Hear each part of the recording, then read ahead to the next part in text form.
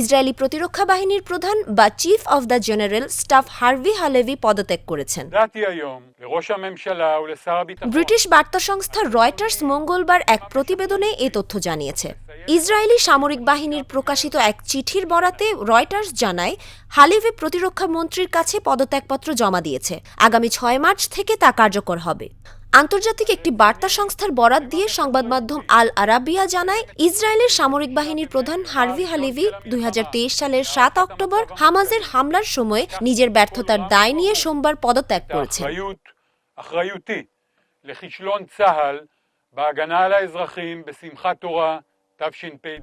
রোববার যুদ্ধবিরতি চুক্তি কার্যকর হওয়ার আগে ১৫ মাসেরও বেশি সময় ধরে ফিলিস্তিনে অবরুদ্ধ গাজা ভূখণ্ডে অবিরাম হামলা চালিয়েছে ইসরায়েল।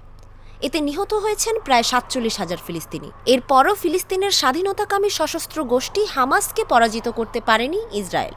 এছাড়া হামাজের নজিরবিহীন হামলা ঠেকানোর ব্যর্থতার বিষয়ে আগে থেকেই ইসরায়েলের সাধারণ মানুষ তো বটেই, মন্ত্রিসভার অনেক সদস্যের মধ্যেও ক্ষোভ রয়েছে।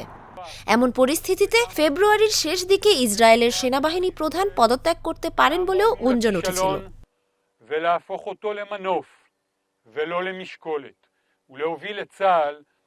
ואת אזרחי ישראל למציאות חדשה ובטוחה יותר לשנים ארוכות קדימה. আমার একটা স্মার্ট সিদ্ধান্তে 25% গ্যাসের খরচ কমেছে। ভাবছেন কিভাবে? সাধারণ গ্যাস স্টোভ বদলে আমি এনেছি আরএফএল গ্যাস স্টোভ। এর সাইন্টিফিক নজল ও ব্রাস বার্নার ক্যাপ সমানভাবে তাপ ছড়িয়ে রান্না করে দ্রুত। তাই গ্যাসও বাঁচায় 25%, টাকাও বাঁচে 25%। আরএফএল গ্যাস স্টোভ নিরাপদ ও গ্যাস সাশ্রয়ী।